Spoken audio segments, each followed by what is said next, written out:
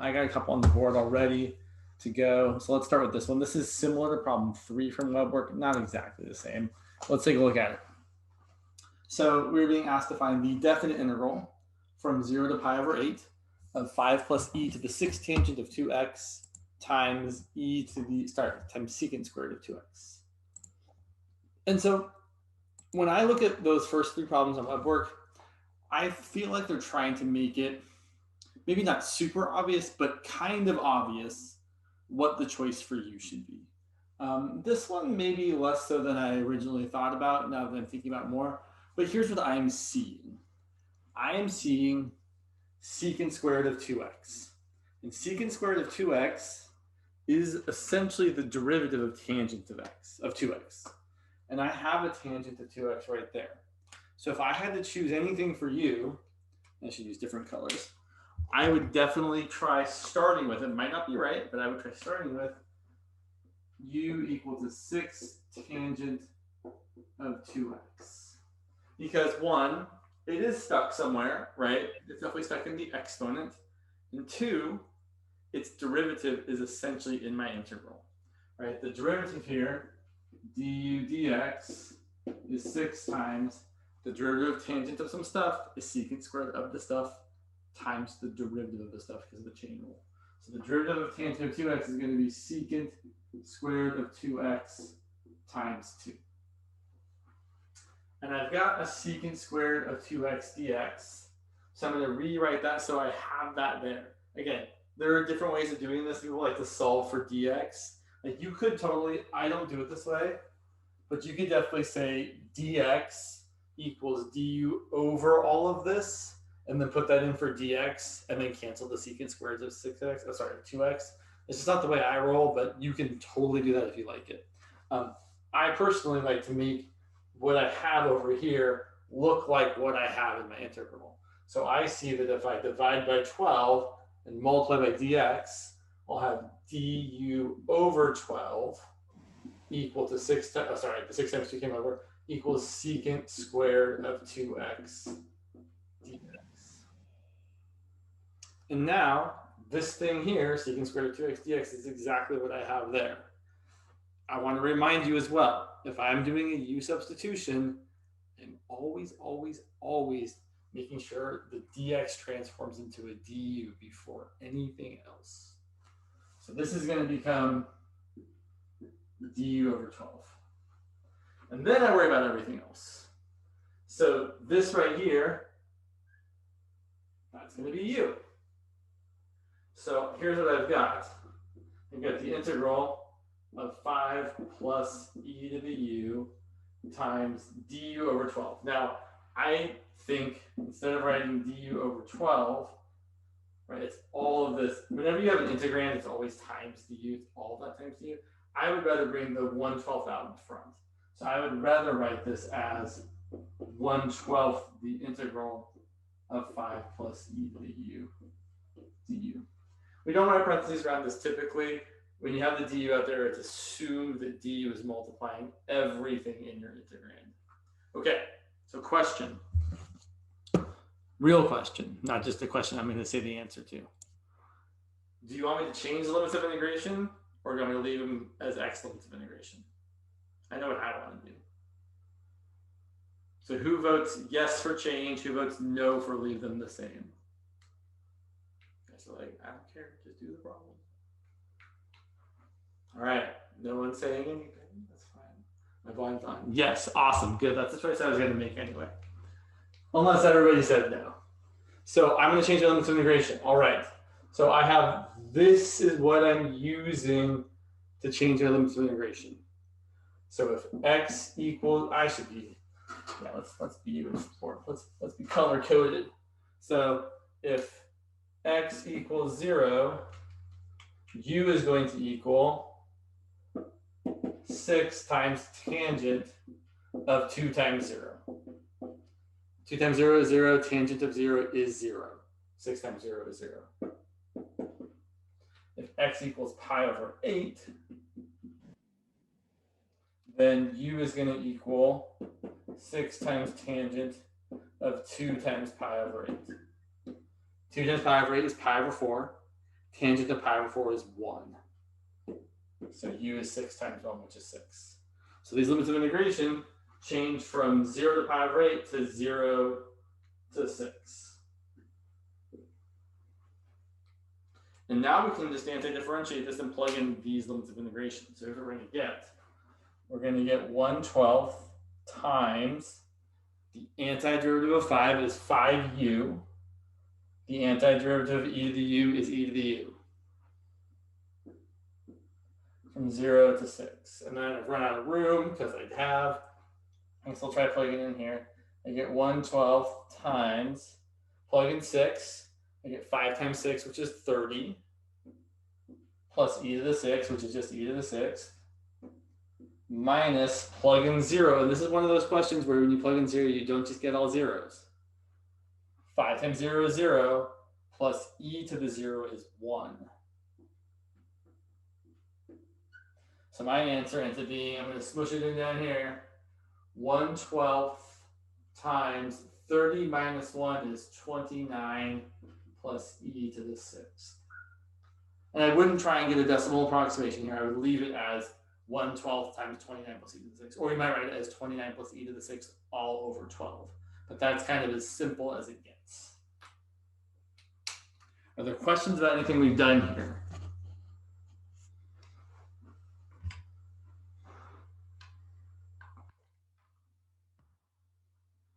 All right, so the other side, we have an area problem.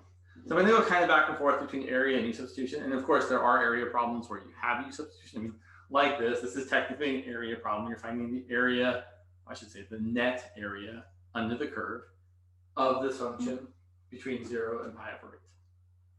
How did you get 5u again? So I anti-differentiated. So the way I got 5u, because I know the derivative of 5u is 5. Just like the derivative of e to the u is e to the u. Constants are always funky, right? Whenever you anti-differentiate a constant, you just get the constant times the variable you're anti-differentiating with respect to. Let's look at this problem. I want to find, next we're going to do this problem in kind of two different ways, essentially the same though. I want to find the area enclosed by the functions f of x equal to 9 minus x squared, g of x equal to x plus 7. And I'm going to do the total area enclosed, and then I'm also going to do the area enclosed on the interval from x equals 0 to x equals 1. And actually, we're going to do that one first, because that one's the easier one.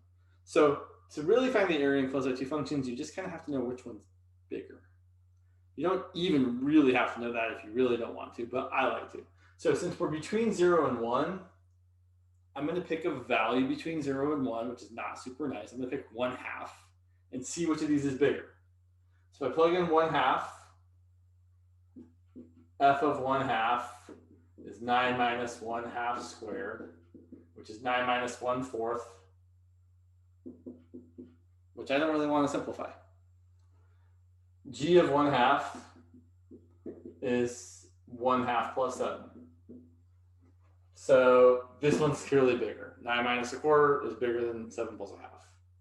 So this is the bigger one, which means when we want to find the area, we're going to find the area between the curves by integrating the bigger one minus the smaller one. So 9 minus x squared minus x plus 7. And since we're doing the area on the interval from 0 to 1, we're just going to go from 0 to 1. So here's what this looks like. G of x equals x plus 7 looks kind of like that. F of x equal to 9 minus x squared looks kind of like this.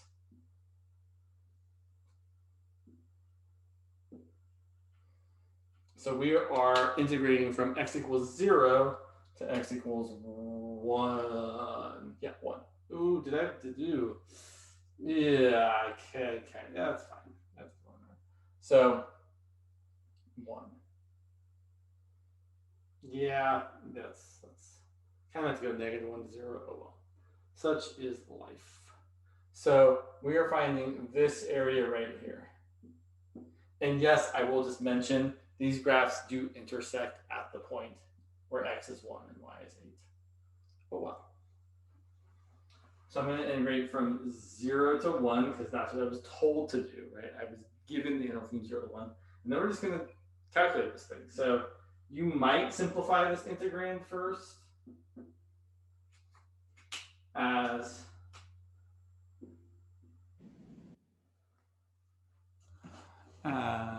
sorry, one sec. 9 minus x squared minus x minus 7. So minus x squared minus x, and then 9 minus 7 is plus 2. Right? It's perfectly fine to do that first. And then you would antidifferentiate. So the antiderivative here is negative x cubed over 3. Antiderivative is minus x squared over 2. And the antiderivative here is 2x. And then you would evaluate from 0 to 1. And this one is pretty easy to evaluate from 0 to 1. You plug in 1, you get negative 1/3 minus 1/2 plus 2. Plug in 0 and you get 0 minus 0 plus 0. So in this case, this particular question, if we're finding the area enclosed by these functions on the interval from 0 to 1, we're getting 2 minus 1/2 minus 1/3, which is going to be 12/6 minus 3/6 minus 2/6, which is 7/6.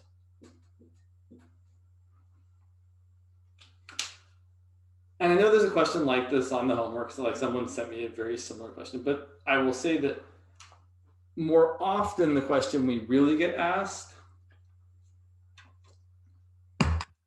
is to find just the area between two curves. And you're not often given between x equals this and x equals that. And so if that were the question here, the process would be almost the same, except the limits of integration would be different. So I actually want to find the area between the curves, which means all the area between the curves. Right? That's the area between 9 minus x squared and x plus 7. I have to find where the curves intersect so that I can find the limits of integration. So the way I do that, well, the way I mostly do that is by setting the functions equal to each other.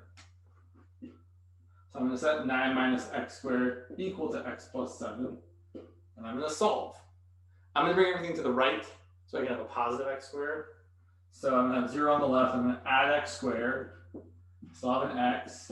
I'm going to subtract 9, and 7 minus 9 is negative 2. And then my hope of hopes is that it factors. It does. This factors as x plus 2 times x minus 1, which means these graphs intersect when x equals negative 2, and as we already saw, when x equals 1. So we have this point of intersection, and we also have this point here, negative 2, comma, if you plug in negative 2, you get 5 for the y value. You don't really need to know the y values here, but you could. So then to find the area enclosed by these two curves, you would integrate from negative 2 to 5 instead of from 0 to 1.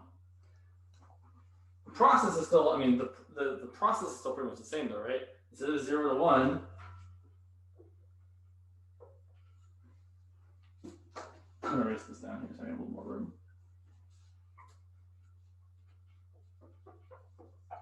Instead of from 0 to 1, we're going from negative 2 to positive 1. It's still the top function minus the bottom function. In this example, that hasn't changed. I will say, to see which one is on top, so since they only intersect at negative 2 and 1, that means between negative 2 and 1 of them always has to be the larger one, right? Otherwise, they would intersect again. So the way to find the larger one is just pick any point between negative 2 and 1, pick 0, plug it in, and see that 9 minus 0 squared is definitely bigger than 0 plus 7. So again, it's relatively obvious that this is the bigger function, taller function that's further away from the x-axis. And so that's the one that's going to be the one you're subtracting. You're doing that top one minus the smaller one. That's the way you just think of it. This still simplifies the same way. We're just going from negative 2 to 1. It still anti-differentiates the same way, right? We're going to get negative x cubed over 3 minus x squared over 2 plus 2x. But now our limits of integration require a little more effort. So the rest of this is really just arithmetic, which I know I say it's just arithmetic, but that can still be somewhat challenging, right? It's not always, it's not always easy to do the arithmetic.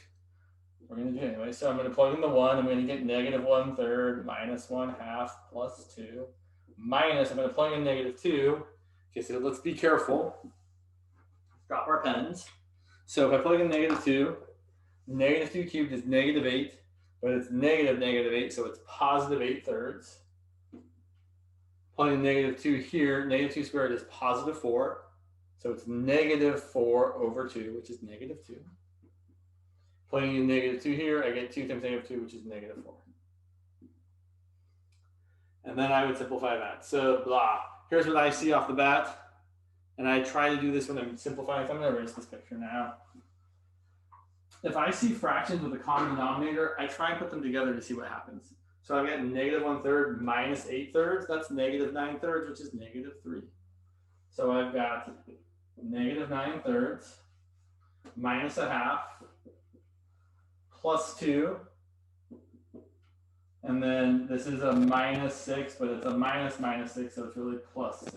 And I already dealt with the 8/3, the minus 8/3. So let's see, that's really a negative 3. So I've got negative 3 minus 1/2 plus 8. 8 minus 3 is 5. 5 minus 1/2 is either 9/2 or 4.5.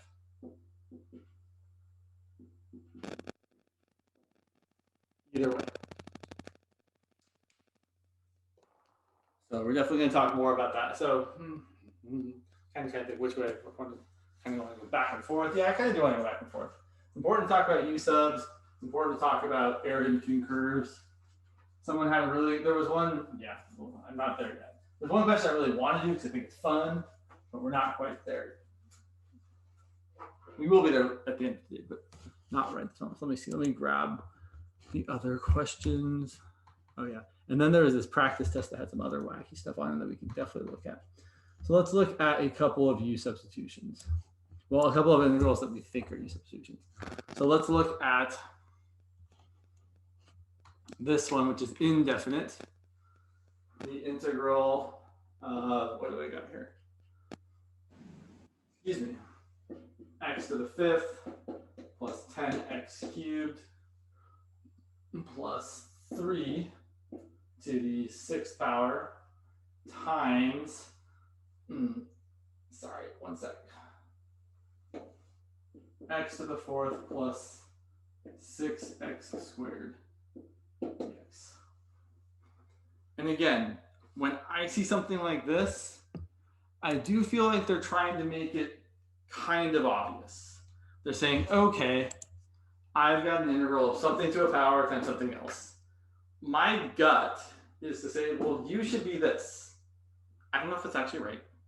I'm pretty sure it's right because it's the thing that's stuck inside being raised to another power. So I'm going to try letting U equal x to the 5th plus 10x cubed plus 3.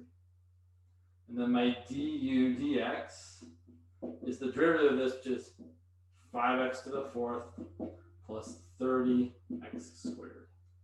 Now, that's not exactly that, but it is a multiple, right? I can figure out that, oh, look, if I multiply this by 5, I get exactly that. So that's what I'm going to do by food. Yeah, that's right. Yeah. If I multiply this by 5, I get this. So I'm trying to make this show up. So what I'm going to do is I'm going to, I feel like this might be slightly, let me see one thing real quick here. All right, that's fine. I'm going to try and make this look like that. So I'm going to divide both sides by 5. It's about 1/5 du equal to this divided by 5 is x to the 4th plus 6x squared. And then I'm going to bring the dx over. So look, I've got exactly that right here. So this is going to be 1/5 du. This is going to be my u. Again, I know I've said it a lot of times, I'm going to say it again. We're always making sure that we deal with changing the stuff with dx into stuff with du before anything else. Okay, so I've got another good example of why we really have to make sure we do that. This is going to become the integral of u to the 6th times 1/5 du. I can bring the 1/5 out in front. And then that's going to be 1/5 times u to the 7th over 7 plus c, because it's indefinite. So that's going to be u, which is that mess. So x to the 5th plus 10x cubed plus 3 to the 7th all over 35 plus c.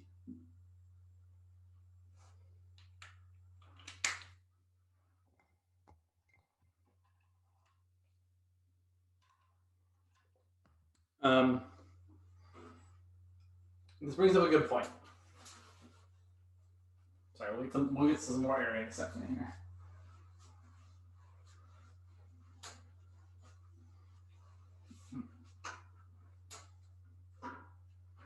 So if I wanted to integrate, let me be careful one sec. Sure. E to the x over 1 plus e to the x squared dx. The right choice of u substitution here is letting u equal e to the x. Usually people write this as 1 plus e to the 2x, so it's a little less obvious. I'm trying to make it super obvious. So here we would do u sub where u equals e to the x. And my du dx, my derivative of e to the x is also e to the x. So du equals e to the x dx. Here's a way to make this go wrong, is to do all the u subbing first, meaning I can be like, oh, well, e to the x is u, so there's a u, and this is 1 plus u squared, and I'm just going to pretend like dx magically changes into du. It's no good, right? This is not right. This will end up being 1/2 the natural log of the absolute value of 1 plus u squared, which is not the right answer. Right? If you take the derivative of this, it won't work out. Instead, the problem is dx isn't just du. Dx is, if you really want to, we can do it this other way. We say, oh yeah, dx is du over e to the x.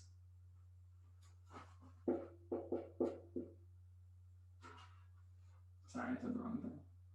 I wrote the wrong thing. And then e to the x is u, so I can understand that this is du over u, which would mean this cancels out. And that's not the way I usually do it. The way I would do it is just be like, hey, look, of course we have e to the x dx, that's equal to my du. So I'm getting the integral of du, right? That's du right there, over 1 plus u squared. Or you might prefer to write this as 1 over 1 plus u squared du. And that's a derivative of an arctangent. So the antiderivative of 1 over 1 plus u squared is the arctangent or the inverse tangent of u, which is the arctangent of e to the x plus c. So I really want to emphasize every time, you have to make sure that the dx transforms into du, and it's not just equal to du usually, it is, we have to modify it, right? We have to say, oh, du is really e to the x dx here, so we have to make sure that e to the x dx is what becomes du.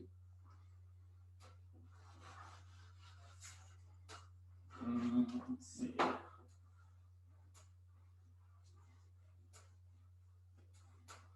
I think we'll try and do a couple more u subs and then we'll move into area more. So let's see, where did I go? I know I had one. Yeah, go away. Okay. Sorry, I'm trying to look at some things that are being problematic on my computer. Oh, well. Okay, got the attendance and good. So let's look at this one. Let's look at, say, the integral from 0 to the 6th root of pi times x to the 5th cosine of x to the 6th dx, which is similar to problem 1 on the web work, in case you're wondering. So again, I think they're spelling it out here. Especially, so it's not always true, but it is very often true that if you see a power of x and a 1 less power of x, then the higher power of x is almost always going to be your choice for u.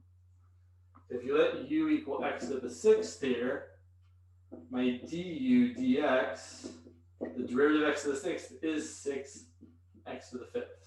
So if you see u being the higher thing, the higher power of x, then your derivative is going to be the one less power, which is well, it's not exactly, but it's close enough to what we have that we can make it work. So then we do have to make it work, right? Like Tim Gunn says, make it work. I know that's kind of a dated reference now, but whatever. So du divided by 6 is equal to x to the fifth dx. And right there, this pen is trash. Oh, come on, get in the trash can, pen. Right there, there is my 1/6 du, or my du over 6. And then, there's my u. So I'm going to rewrite this as the integral of 1/6 du, and I am going to start just putting that constant multiple of du out in front, because we always can. And then I'm going to integrate cosine of u. And I personally think it really makes sense to change the limits of integration here. If x equals 0, u is going to be x to the sixth, which is 0 to the sixth, which is 0. And if x equals the sixth root of pi, u is going to equal the sixth root of pi to the sixth, which is just pi. So my limits of integration actually get nicer. Okay, so now we're going to get 1/6. So the antiderivative of cosine is sine. I do want to point out, because I saw just a couple people make the small error. When you integrate something, and it's not a huge error, like it doesn't really, I mean, it matters, but not a lot. When you integrate something, right, when you antidifferentiate something, you no longer write the integral symbol or the du symbol. So I'm just going to write the integral of this is sine of u. Right? I'm no longer writing the integral because I did integrate from 0 to pi. So this is going to be 1/6 sine of pi minus 1/6 sine of 0, which ends up being sine of pi is 0, sine of 0 is 0. We're going to be getting 0 area. Why might that be true? Well, let's actually take a look at the graph of this just to kind of really make it feel like it's true. God, my computer is really being uncooperational. So let me show you guys. So actually, let me show you in 2 ways, because I think it's kind of worth seeing this in a couple ways. Let me share my screen here. Yeah, sure. So looking at this graph, I'm going to graph, first I'm going to graph x to the fifth times that cosine of x to the sixth. Whew, that's looking big. Wow, that thing gets awfully funky. Wow, that is, I did not expect it to look that crazy. There's a lot of, let's zoom in a little bit. All right. Now, we only care about what's happening between 0 and the sixth root of pi. So here's a cool way you can actually check that out. If you put a brace 0 less than x less than the sixth root of pi, so pi to the 1/6 power. Oops, actually, I don't really need a brace there.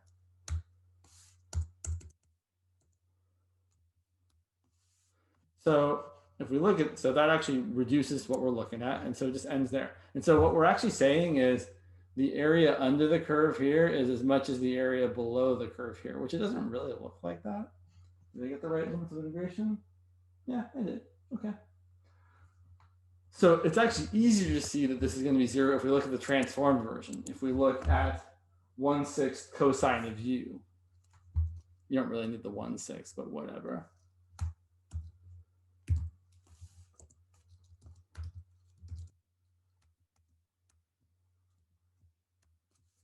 All right, so if we look at that from 0 to pi, oh, come on, I didn't caps lock. Right, we can see, oh yeah, in fact, yeah, you can, you want to be real slick about this, you can do this. Oh, I guess not. I'm not as smart as I thought I was. But you can kind of hopefully see, I think you guys will believe me, that the area under the curve from 0 to pi over 2 is equal to the area below the curve from pi over 2 to pi. So those areas are going to cancel each other out, and that's why we're getting zeros our final answer here. It's definitely less obvious in this first example, this first graph I gave, but it's much more easy to see when you look at the transformed U substitution version. Oh, sorry, there's something in the chat that I didn't see. I'm smart, thanks. Sometimes, yeah. Sometimes the Desmos tricks elude me, but so let's actually, so I want to take a look at one more use of, yeah, we got enough time. So look at one more use substitution. This is going to be similar-ish to problem 2, I think, in the web work. Just because we'll ask for it. And then, yeah, okay, I got things to do. And then we're going to get a little weird with the practice test questions that I just saw. So let's look at the integral from, yeah, why not? Pi over 3 to pi over 2. I have to be a little bit careful about what my integration are. Yeah, let's just do cosine of y over sine to the 4th of y dy. And you don't have to use x. X is kind of the most common choice of variable, but really anything will be fine. So the thing we have to be aware of here is, what do we want to choose for u? Typically, when you see sines and cosines, you want to choose one of them, because the derivative of sine is cosine, and the derivative of cosine is negative sine. So essentially, it's a safe choice kind of either way. If you pick sine, your du is going to be cosine. Pick cosine, your du is going to be sine. Here, we definitely want to pick sine, and there are 2 good reasons. The first reason is sine is being raised to the 4th power, and it's stuck in the denominator. That is a good reason to make it your choice for u. Not sine to the 4th, though, just sine of y. Because if you pick sine to the 4th, then the derivative is going to be 4 sine cubed times cosine. We don't have that. You typically want to pick u not to be super complicated. The other reason I want to pick it is because I actually have cosine of y times dy. Right? If we were to pick u to be cosine and your du to be negative sine of y times dy, I actually don't have sine of y times dy, right? I have 1 over sine of y times dy. So this is our choice. Here's what we get. Cosine of y dy, that's going to be my du. Sine to the 4th is going to be u to the 4th. And I'm going to change my limits of integration, hopefully to things that aren't terrible. I think I picked a terrible number. Oh well, sometimes they're terrible. So if these are my y limits, if y is pi over 3, sine of pi over 3, which is our u, is the square root of 3 over 2. I might have chosen poorly. Oh well. I might not have chosen too poorly, actually. And if y is pi over 2, our u value is sine of pi over 2, which is 1. So our limits of integration are square root of 3 over 2 to 1. So I would do one thing for sure. I would rewrite the integral before I integrate as u to the negative 4th. So I would write this as the integral from the square root of 3 over 2 to 1 of u to the negative 4th du. And now I'm wishing it was a different power, because my answer is going to turn out not very nice. Oh well. So I'm going to get the antiderivative of u to the negative 4th is u to the negative 3rd over negative 3 from root 3 over 2 to 1. I might rewrite this before I plug in. I might write this as negative 1 over 3u cubed from square root of 3 over 2 to 1. But then we plug it in. Plugging in 1, I get negative 1 over 3 times 1 cubed is 1. Negative 1/3 minus negative, so plus 1 over 3 times the square root of 3 over 2 cubed. And that's just kind of ugly because I made up kind of an ugly problem. I would make this minus minus a plus though. And I don't want to simplify it any further because it is not going to get any nicer. But that's the idea with a problem like this is when you see sines and cosines, you typically want to do a u substitution where that u equal one of them. Okay. So let's shift towards the area side of things for a couple problems. Someone asked one question that I thought was, well, it's definitely going somewhere, which is it was essentially asking if you could come up with a function that if you integrate it with respect to x, you have to do one integral, but if you integrate with respect to y, you have to do two, or vice versa. And we can definitely come up with some examples like that. But before we do that, I want to kind of show you an example of why you might want to other than that. So let's say I want to find the area.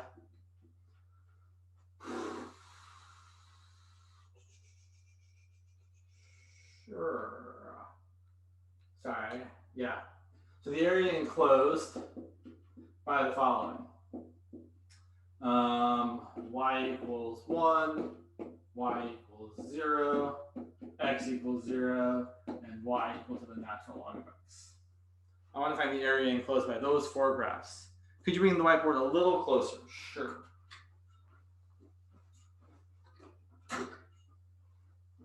Also, see if giving a little more light might help. Hopefully that's a little better. So typically, when I'm trying to find the area enclosed by some graphs, the light makes it harder to see. Oh, sorry. Okay.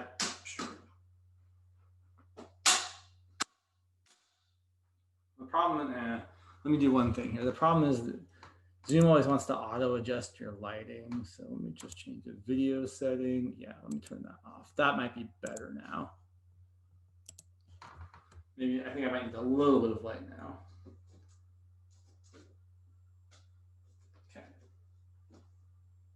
Great. Okay, cool. So the idea here is that I want to draw a picture. Now we could use Desmos and graph y equals 1, y equals 0, x equals 0, y equals natural log of x. Here's what they look like. Y equals 1. Y equals 0 is the x-axis. X equals 0 is the y-axis.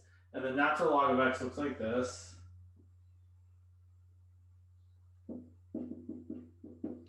So I'm looking at the area enclosed by these things means it has to have each of these functions as one of the boundaries. So it's going to be this region right here.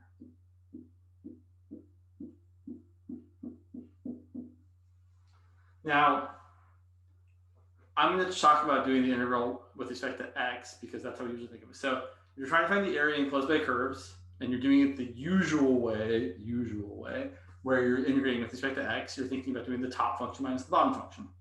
The problem is, in a region like this, halfway through, the top function and the bottom function might change, right? So actually, let me erase this here. So from 0 to this point here, the top function is y equals 1, and the bottom function is y equals 0. But then from this point here to this point here, the top function is still y equals 1, but the bottom function is now y equal to the natural log of x. And to set up an integral for this area, we actually have to set up two integrals. So the area this way would be, so I should find, so this point here is the point 1, 0. Right? The natural log function intersects the x-axis at an intercept of 1. And this point here is where y equals 1 is equal to y equals natural log of x. So where these two graphs intersect, I'm going to set those two functions equal to each other. And I know that if I rewrite this, I can say e to the natural log of x equals e to the 1. So x equals e. So this point here is the point e comma 1. So I'm going to set my integrals. The integrals are going to be the integral from 0 to 1 of top minus bottom, which I know is not very exciting. Right? You could just also say, hey, that's a square. I know the area of a square is base times height, whatever. Plus, the other one is actually a lot more interesting. So the area of this red part is going to be the integral from 1 to e of the top function minus the bottom function, which is 1 minus natural log of x. Now, there are two reasons why we don't want to do it this way. the usual reason given is because we'd rather do one integral versus two. If I integrate with respect to y instead of with respect to x, then instead of doing top minus bottom, I do right minus left. And in this region, the right function is always this function. The left function is always this function, right? There isn't some change in the middle. The second, also pressing reason, is that we don't know yet, unless you're way ahead, we don't know yet how to integrate the natural log of x. We know the derivative of natural log of x is 1 over x, but we have not yet learned what the antiderivative of natural log of x is. We need a method of integration called integration by parts to be able to actually anti-differentiate this. So sometimes you'll encounter something that cannot be anti-differentiated or is very hard to anti-differentiate one way and is very, very much more straightforward the other way. So let's talk about setting this up in the easier way. This is still the right setup, right? If they were asking you just to set this up, this would be a perfectly valid answer to just setting up. But again, we don't yet know how to integrate this. So instead, we're going to do this. Come on, mouse.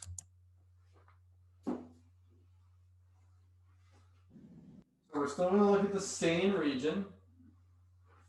So for those of you that just entered, we're looking at this region, which I'm about to redraw.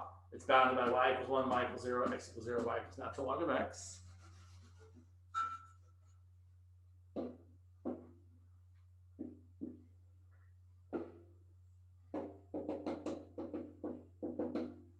So now we're looking at this region, and instead of doing top minus bottom, we're going to think about doing right minus left. So I'm trying to capture this region. So before, and so I actually really kind of think about this, right? If we're integrating with respect to x, I really kind of think about having like a little rectangle, right? The area of that rectangle is the top minus the bottom, right? That's the height of the rectangle times the width, which is a small change in x, a small change in x. Same deal here. This region, I'm actually finding the area of a small rectangle, top minus bottom, times the width. And then I'm getting all the rectangles by adding up all the rectangles from 0 to 1. So I'm really doing all of these rectangles from 0 to 1. Same deal here. I'm doing all of these rectangles where the height is 1 minus natural log of x from 1 to e. So I'm doing this rectangle and this rectangle and this rectangle, right? So on.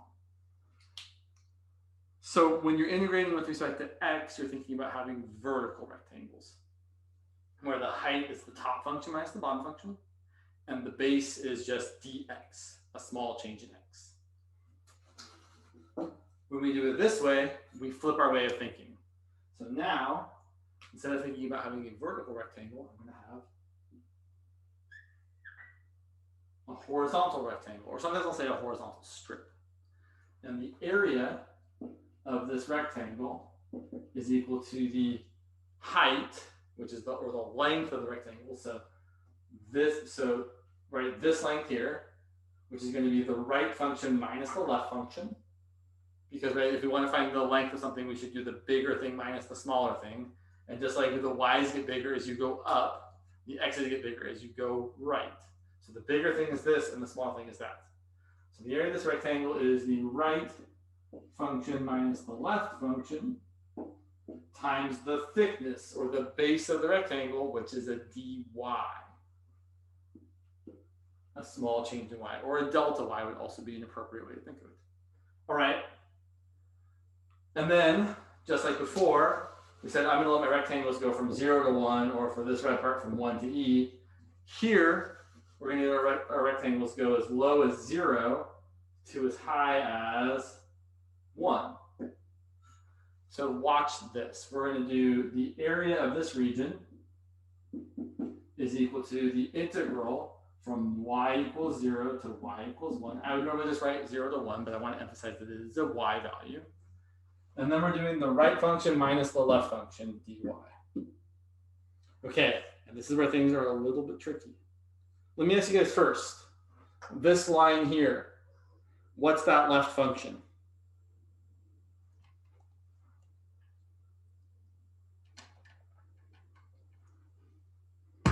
I mean, I know I graphed it on the other side, right? This one was this one y equals 0 or x equals 0?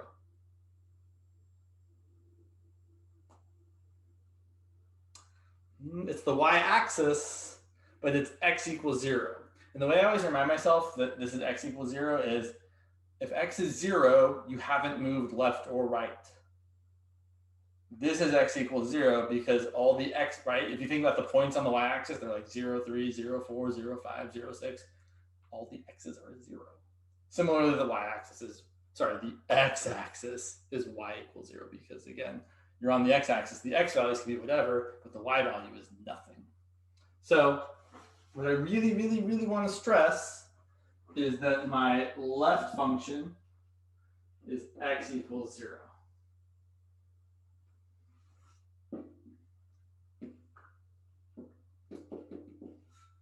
Okay, what's my right function? Well, yes, it is this graph, but I don't want to write y equals natural log of x, because that's not going to help me if I'm integrating with respect to y. I need to rewrite this as e to the y equals e to the natural log of x. So this function, this right-hand function, is x equals e to the y.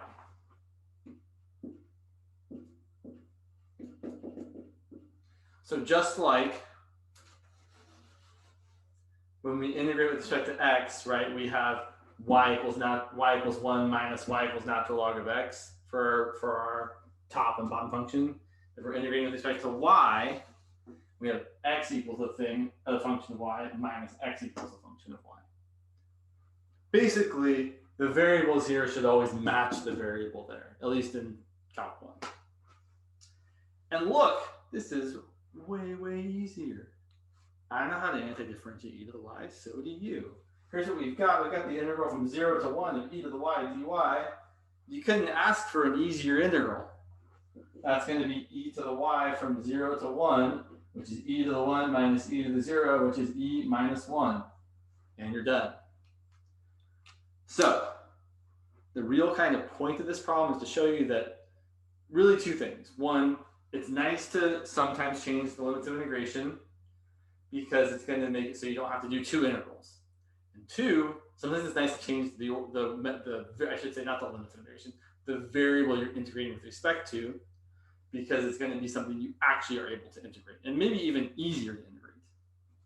So that's why we would do this.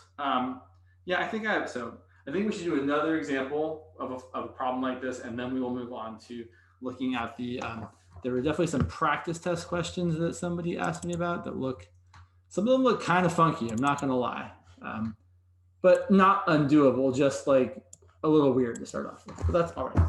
So yeah. Let's do one more example like this, similar to this, and then we can move on to these yeah. I don't remember who sent me that, but they definitely are interesting looking. Okay, so yeah, so here's the question I want to answer. Find the area enclosed by the following three functions. F of x equal to the square root of x, g of x equal to 6 minus x, and h of x equal to 0. You can also write y. So you could write y equal root x, y equals 6 minus x, y equals 0. So I really think it's good to draw it, or at least graph it using Desmos. So there's h of x equals 0, right? Here's h of x, also known as the y-axis. So Jesus, H Christ, the x-axis. I'm going to not say that wrong. That's sorry, not to take the, Anyway, so then square root of x, that looks like that's our usual kind of thing there.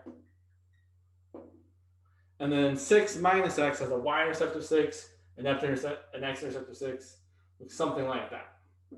And so it's very, very easy to get the wrong region here. That's the wrong region. It doesn't have all of my functions as boundaries. It's got the square root of x, and it's got 6 minus x. I should really write, g of x. That's f of x. but it doesn't have h of x as a boundary, right? This has the x equals 0 as a boundary, and that wasn't specified as one of the boundaries. This region here is the region we are actually looking at, where we have h of x equals 0, g of x equals 6 minus x, f of x equals the square root of x. So we're looking at this region. And I'm going to make it very, very obvious here. This region, if you're going to do it with respect to x, which we totally can, you'd have to break it up. You'd have to break it up right here. We'll figure out what this point is in a second. But this area, you could do is the integral from 0 to whatever question mark is. Top function is the square root of x, minus the bottom function is 0. And then this area would be the integral from question mark to, I know this point of intersection here is 6, because it's the function 6 minus x. And then it'd be the top function, 6 minus x, minus the bottom function, which is 0. It would be totally fine to do it this way, right? These are not things that are hard to anti-differentiate. And you could definitely do it this way, unless the person specifically said, I am requiring you to do this integral using only one integral. If that was what they said, we couldn't do it this way. I should point out though, this point of intersection, you could either find it by setting these equal to each other and solve. So you can set 6 minus x equal to the square root of x. I will tell you though, from personal experience, this is maybe less true with web work, but a lot of times these problems are set up so that it's a number that is easy to kind of evaluate, meaning it's kind of the number you think it might be. It's a number that's going to be easy to take the square root of. Is it 1? No. 6 minus 1 is 5, square root of 1 is 1. Next easy square root number, 4. Is it 4? Yeah. 6 minus 4 is 2, square root of 4 is 2. So a lot of times when it's something that kind of evaluates only nicely in a few places, it's going to be one of those places where it evaluates nicely.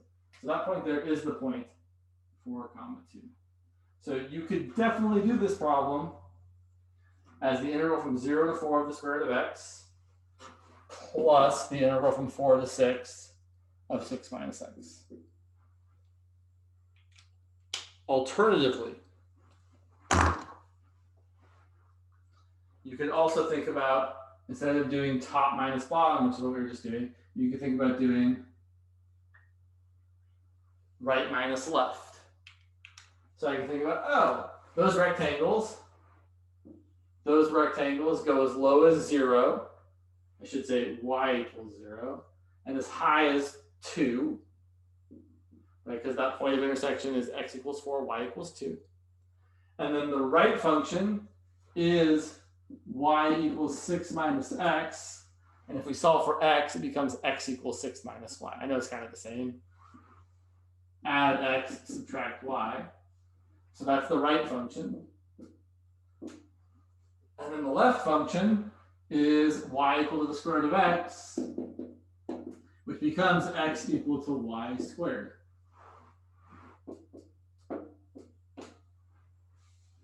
So that's how we could do it as one integral. And I don't know if it's really less work or not. It kind of feels like it isn't. But if we do it this way, we get, so we anti-differentiate, we get 6y. Antiderivative of minus y is minus y squared over 2. Antiderivative of y squared is minus y cubed over 3 from 0 to 2. We plug in 2, I get 12 minus 4 over 2 is 2 minus 8 over 3. And we plug in 0 and they do all become 0. So in this case, you get 12 minus 2 is 10. 10 minus 8 thirds is 30 thirds minus 8 thirds, which is 22 thirds. And what I would encourage you all to do is to do it this other way on your own and see that you do get the same answer. Yeah. All right. I would love to talk more about these kinds of problems, but Calc 2 isn't just about these kinds of problems. So I want to look at this. Yeah, both of these are kind of fun. So I want to look at this. I think these are practice test problems. Can I? Yeah. So let me just make sure everyone can see this for a sec. I might just actually talk through this first one because I don't know if there's a lot of writing to do. So let me talk about this problem. So, or this question.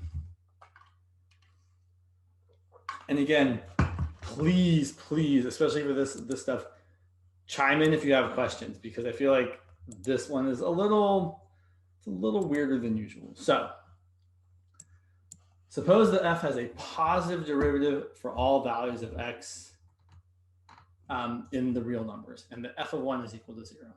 Consider the following: g of x equal to the integral from 0 to x of f of t dt. Ah, interesting. I didn't even, gosh, I kind of read this question wrong the first time I did it, or thought about it. So determine whether the following statements about the function g are true or false, and give reasons for your answers. Okay, so the first question is, g is integrable over 0, 1. So what are the requirements for a function to be integrable? Good question. It's in the book. It's in like chapter 5.1 or 5.2.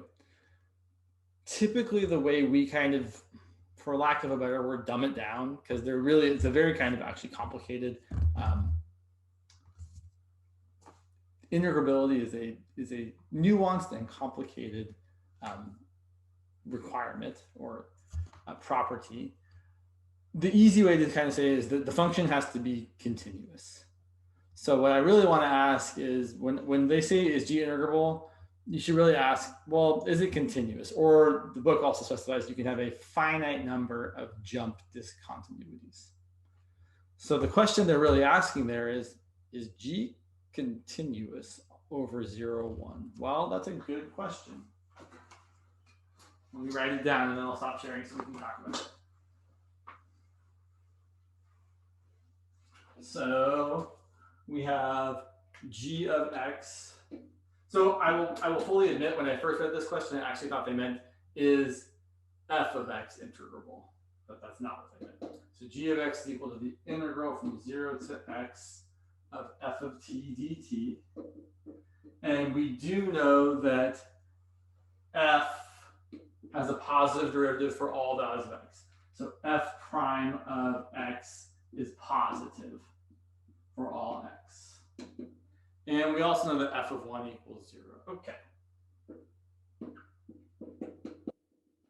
So let me stop sharing here.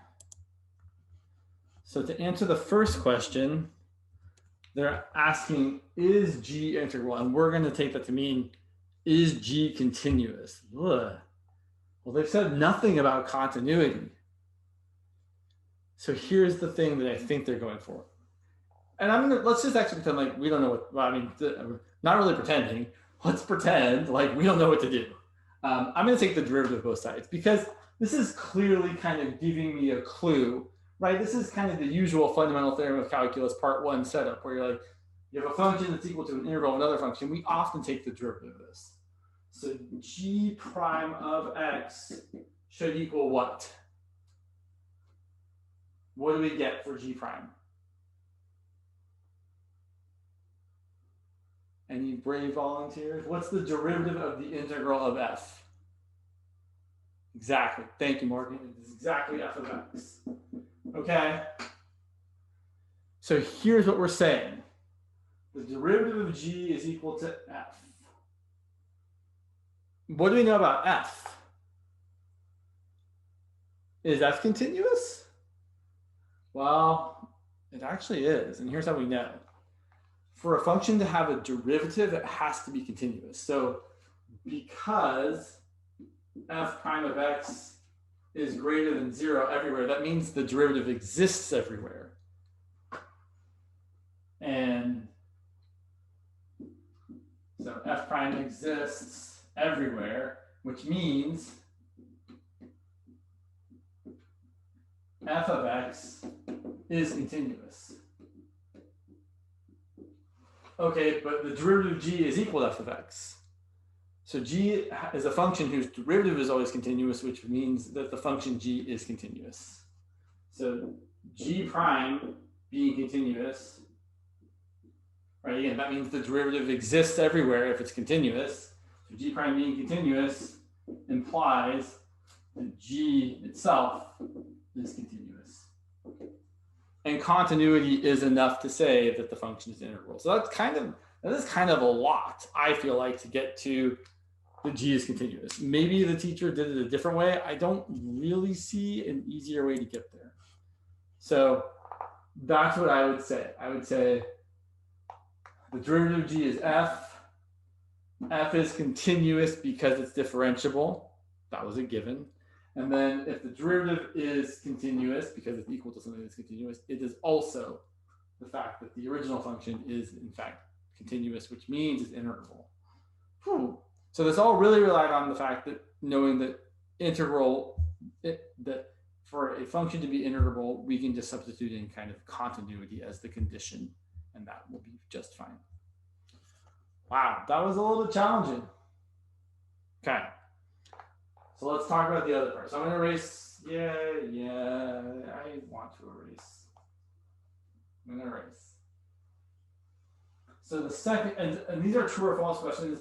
True or false questions seem like they should be easy on a test. They're almost always the worst questions on a test because teachers really kind of expect you to say something about whether or not it's true or not, unless they specifically say just circle it. But this one definitely.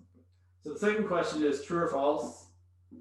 G of x has a maximum at 1. Okay, so we know from Calc 1, from 21A, that to find a maximum, your derivative has to be 0. So we know that G prime of x is equal to f of x from before, and G prime of 1 equals f of 1, which is 0. Okay, so we have shown that we have a critical value there, but it doesn't mean it's necessarily a maximum, right? It could be a minimum. How do we check to see if something's a max or a min?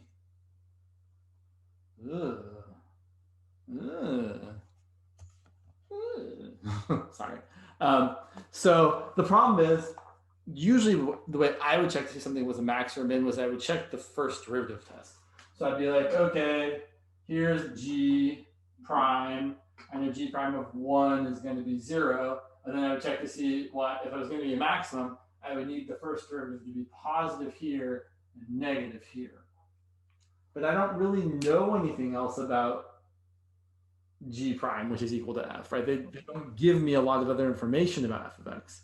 So we have to appeal to the second derivative, which says, okay, I know that G double prime of x. So when you talk about the second derivative of a function, you're talking about its concavity. If a function is concave up, that means we have a minimum. If a function is concave down, that means we have a maximum. So G double prime, well, the derivative of G prime is equal to the derivative of f, so that's f prime. And they told us that f prime is positive. So that means the function is concave which way? If the second derivative is positive, it's concave up. And then if it's concave up, we have a minimum. So this is false. We have a minimum because the second derivative of G at that critical value is positive. And then the third part of this question,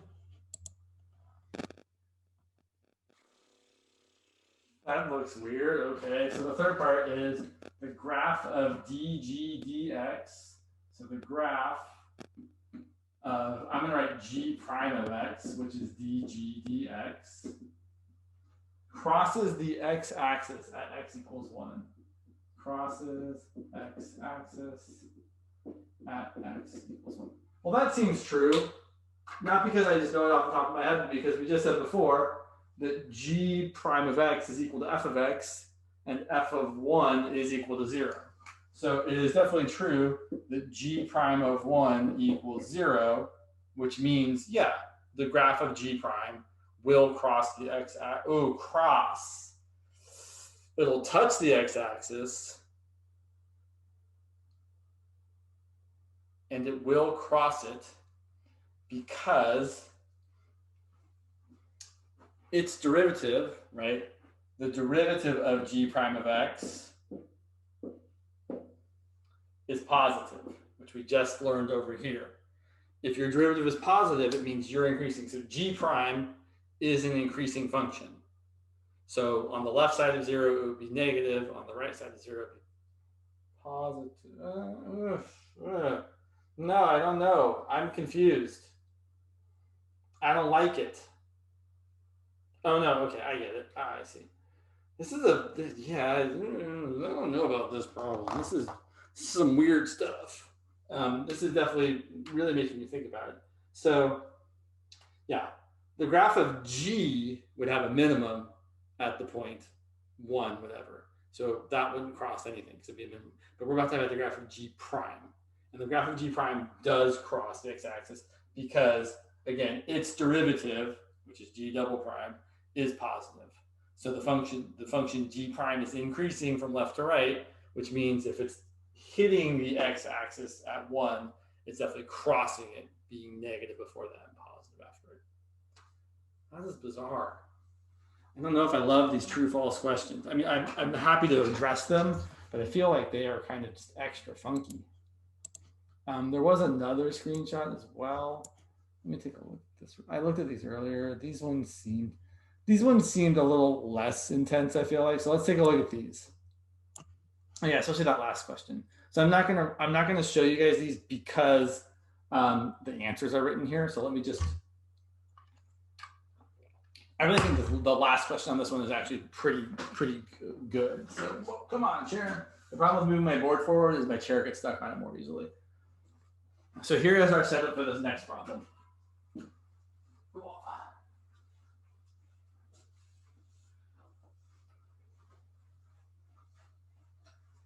So we have that capital F of x is equal to the integral from 0 to x of 0 to x of t minus 1 times e to the t squared dt. This pen, okay. And they're asking us a few questions. So the first question, x has to be greater than or equal to 0. So the first question is, determine where the function is increasing and where it's decreasing. So where is capital F of x increasing or decreasing?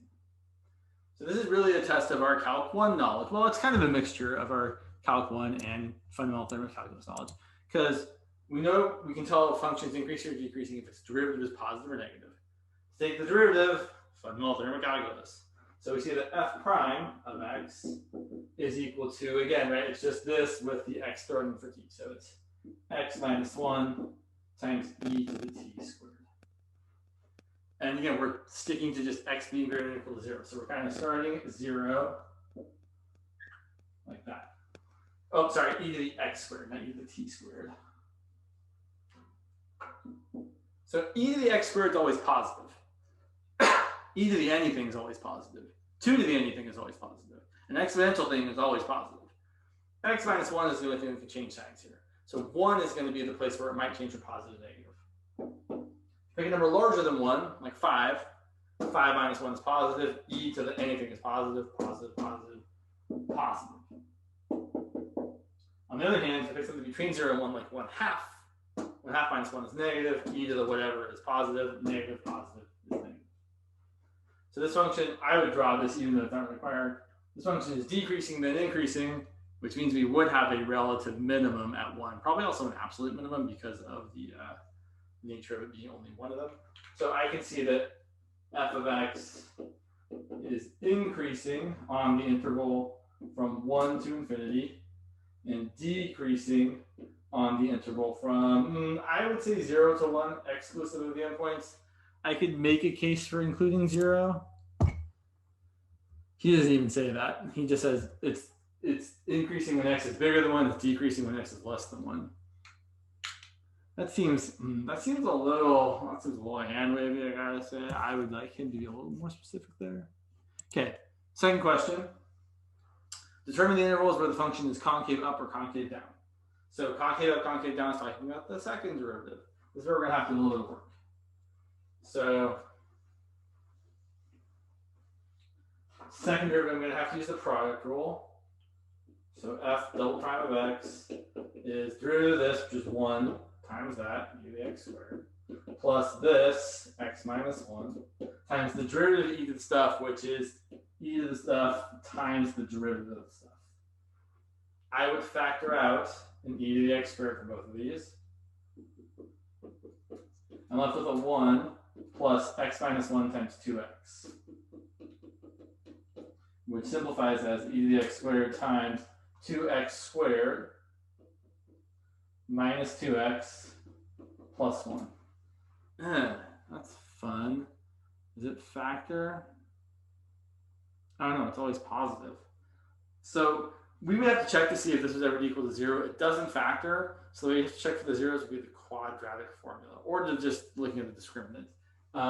So if I was trying to find the zeros of this, I would say, okay, x is equal to negative b plus or minus the square root of b squared. Negative c squared is 4, minus 4 times a times c. And I would stop right there because I would see, I can't really stop there. I would try to stop there, but I'd still have to write the rest of it.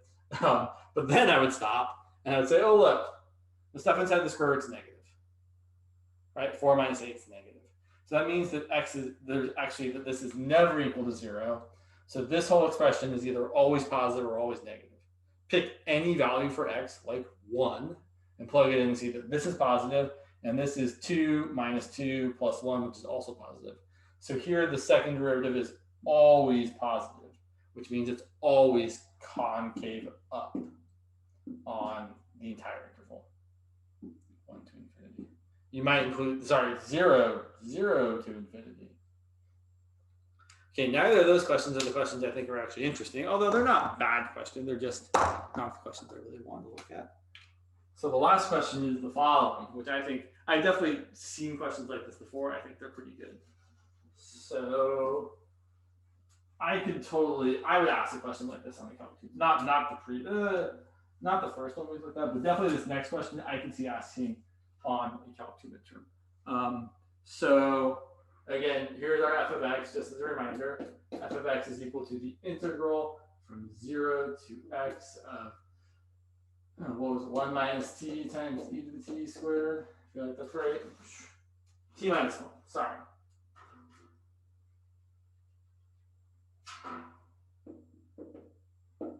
And the question that we're being asked is to find the limit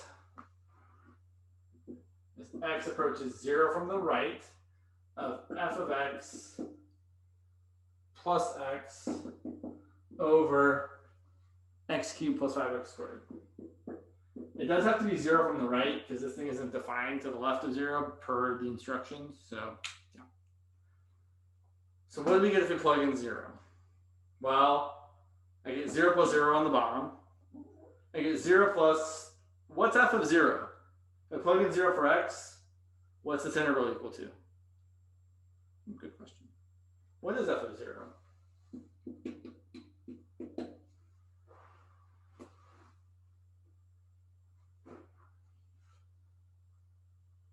Anybody? If I plug in 0, if x is 0, I have the integral from 0 to 0.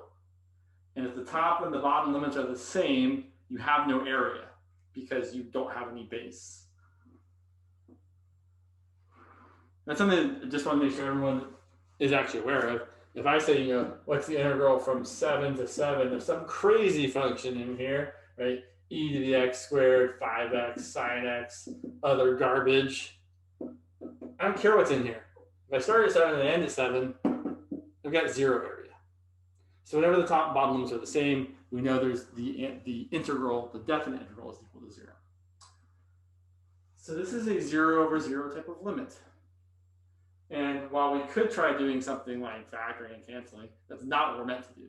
We're meant to use L'Hopital's rule. It says, oh, I can take the derivative of this. I can take the limit of this.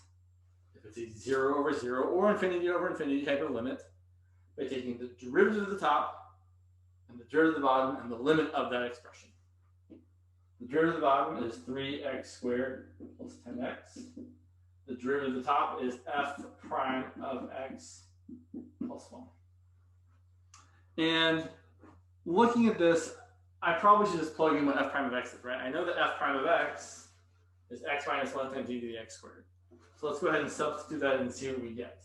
So you get the limit as x goes to 0 from the right of x minus 1 times e to the x squared plus 1 over 3x squared plus 10x.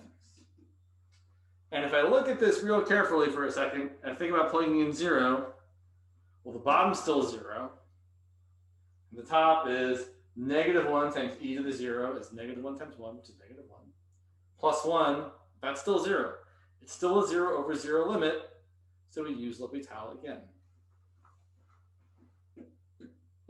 I like to write the L'H here to indicate to the person reading my answers that I'm using L'Hopital's rule. Otherwise, they might not know what you're doing, although they should. Now, if we'd done the previous parts of this problem already, we would know what the derivative of x minus 1 e to the x squared is, right? We did that in the previous one.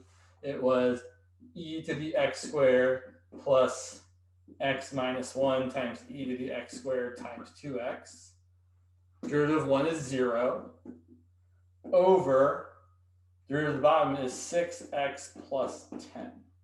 And now we can see that when we plug in 0 on the top and bottom, we're not going to get 0 over 0. So we're definitely at the end of the road with L'Hopital's rule. At this point, we do try and just plug it in. And when I say plug it in, I'm plugging 0 for x. And then what do I get? I get e to the 0 plus 0 minus 1 times e to the 0 times 2 times 0. I probably should have just looked at the x over there and said, oh, 0 times anything is 0. This is going to be 1, though, over 0 plus 10. So it looks like we get a final answer of 1/10.